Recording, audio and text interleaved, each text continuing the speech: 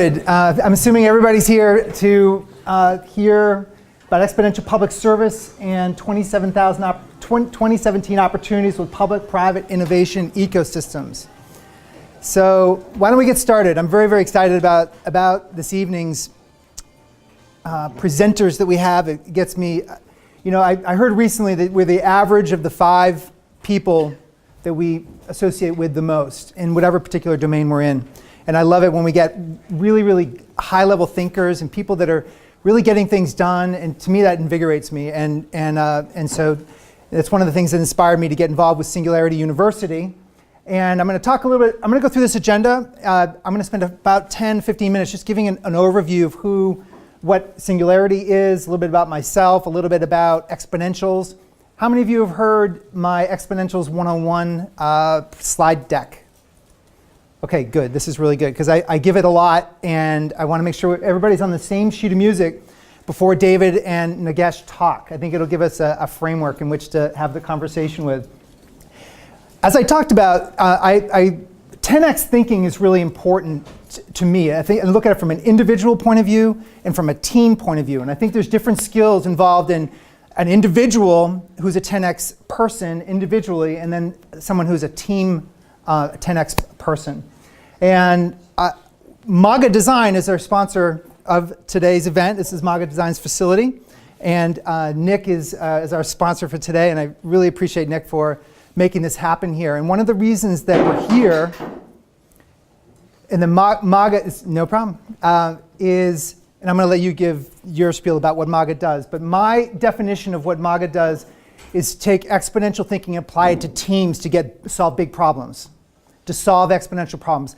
We can't approach problems from the same mindset. I'm not sure who actually came up with that quote, but I think it was Einstein. Einstein said we can't approach problems the same way, a linear fashion, and expect an exponential result of solving them.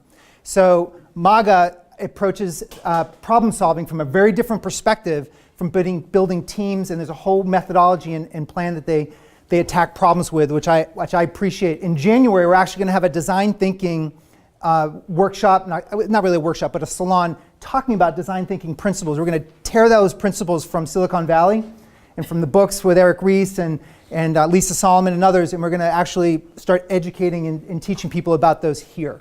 And that's going to be in January. But Nick, why don't you spend a minute just giving more definitive overview of what MAGA is before we move on? Certainly. Welcome, everybody. Thank you for coming. Welcome to MAGA Design. We are a strategic visualization firm who's been in DC over the last decade, working across the government and private sector. We use visualization to solve very complex problems. So that could be logistical complexity, technical complexity, organizational complexity. And we use design throughout both the process of our work, from initial meetings where we have cartoonists and artists up on the wall capturing the conversation, through facilitation activities that we bring our clients through, and through into the products themselves. In this studio here, we have designers capable of creating some pretty impressive work, illustrators, developers, 3D animators, all sorts of talents here. So we really believe in the power of design, and that's how we approach our work, and that's how we deliver our work. So thank you, welcome, and hope you enjoy the speakers today. Thanks, Nick. So as I mentioned, I call that design 10x thinking, individual 10x thinking. A little bit about myself. I've done a lot of very interesting things in the past 20 years, everything from doing Ironman training to doing cold water exposure training to wilderness survival. And plus entrepreneurship, I put it as the last, but probably the biggest, plus being a dad and a husband. So my whole thing is that individually, I always want to put myself at the edge of what my potentials are and apply that from team thinking as well as how we expand our teams. So our speakers today have taken this to a completely different level. And I say speakers, I want them to give sort of an overview of where of their philosophy and their thesis, but then I want people to open up for questions. We're going to have like a fireside chat experience where people can ask a lot of questions and really ping David and Nagesh as we go through this. A little bit about SU. SU is in Silicon Valley, and it's founded by 2 very, very big thinkers, Peter Diamandis and Ray Kurzweil. I'm not going to spend a lot of time talking about them. Just suffice it to say, between space travel and some of the best and brightest minds that really the West Coast is bringing to bear, they're the founders of this. And really, the biggest thing about SU is everybody wants to talk about these technologies, these exponentials, because they're very sexy to talk about. However, SU is applying them they want, their whole narrative is using exponentials to solve global grand challenges. And the areas of these global grand challenges are either in environment, food, energy, water, learning, security, health, space travel, governance, which is just added this year, which I'm super excited about, governance, privacy, ethics, disaster resilience, and prosperity. And so we're doing two things. One is how can we do massive amounts of good with these really, really cool technologies. What are the technologies? The technologies are IT security and networks, robotics, AI, VR and AR, deep learning, machine learning, neuroscience, biomedicine and digital biology, energy and environmental systems, blockchain. Super excited about that. I just did a podcast with a guy, and it's very, very exciting. 3D manufacturing, additive manufacturing, IT security, I already mentioned that one. Nanotechnology, IoT and big data, and algorithms and AI. So these and APIs. So in the local area, what we're trying to do is get the community together so that we can identify the leaders and match them to actual practical innovation, people that are making and doing things and solving problems. Not the theory of it, and not how it's so interesting and cool, but who's actually making products to solve problems and actually solving big, big challenges, and then marrying that with governance, ethics, and privacy. So it's a balance we're trying to achieve here, is understanding the power of these technologies, but then balancing that out with right use, because these technologies you'll see are so fast and they're so disruptive, they go right around our legislation. They go right around our ability to legislate them, which is an opportunity and a problem. So what is a disruptive technology? I like to boil it down to was a Gutenberg press moment in the 1440-ish range, and it democratized access to education, to learning, and it really pissed the clergy off big time because they were out of a job. And what do we see happening with disruptive technologies is this effect. The problem is 13 going on at one time right now. And this is what makes it hard, because if there's just one thing, we're dealing with driverless cars, we could deal with that. But we're not. We're dealing with driverless cars, we're dealing with change in medicine, we're dealing with change in governance, we're dealing with all of this all at one time. And that's what makes it difficult. And that's so exponential, what is exponential? I think it's important, just like we use this word a lot, and I think it can get overused, but I want to make sure everybody understands that linear steps, 30 linear steps, as you can imagine, just going up the steps of a staircase. If we took 30 exponential steps, we're going to go around the world 26 times. So when we're talking about exponential technologies, they typically blow up our paradigms because they're so big. And we can't approach them the same way that we approach linear problem solving. So, the example of this, the telephone has too many shortcomings to be taken seriously as a means of communication, 1876. There's no reason anyone would want a computer in their home. Ken Olson, founder of... They don't anymore. They want a smartphone. Yep, and I think, Kurt, the last time we were dealing with DEC was when? 2000? 99? Yeah, so much. So the average lifespan of a company listed on the Fortune 500 has decreased from 67 years in the 20s to 15 years today. It's actually 12 now. 12 now. Yeah, and so I'm not going into the government impact, but I'm sure David and Nagesh can talk to that. There's a lot of statistics out in here. So here's the thing, though. This is the piece this is a slide I get a lot of comments to. I was just at this is an example of this. I was just at a meeting today, and the guy says, I want an immersive experience for my employees. I want to support the culture. The culture is it's a dynamic culture I want to support with technology. And that's how we're going to create offense, is taking care of the employees and making sure that they feel the vision of the founders. And he goes, we're doing that with training and videos and things like that. And I said, what are you doing with VR? Immersive, right? These many offices around the country. What do you look at? Oh, no, that's crazy technology. And that is what's going to kill him. He's in a deceptive phase right now, which is you poo-poo. It's a poo-poo, the technology phase. And then right about here is when the inflection point happens if it gains critical mass. And so I just did a podcast with a guy, Dan Burris. Some of you know him. And he talked about soft trends and hard trends. Soft trends are maybe, but there's hard trends which are here, but people act deceptive. How many of you thought that when texting was first released that you'd be sending a text? I didn't. How many of you thought that you were ever going to get on Facebook? I was like, there's no way I'm getting on Facebook. How many of you are on Facebook right now? How many of you use texting right now? How many of you thought that when mobile transactions happened, started happening in the early 2000s, that you were ever going to transact something on a phone? I poo-pooed it. So what I try to get people to do is instantly train your brain. When you hit this point and you poo-poo something, actually reverse and take a step, because it's a natural human fear reaction. You're fearing something from happening. There's no way it's going to happen, and it always happens. And so that's the piece here, which is disruptive.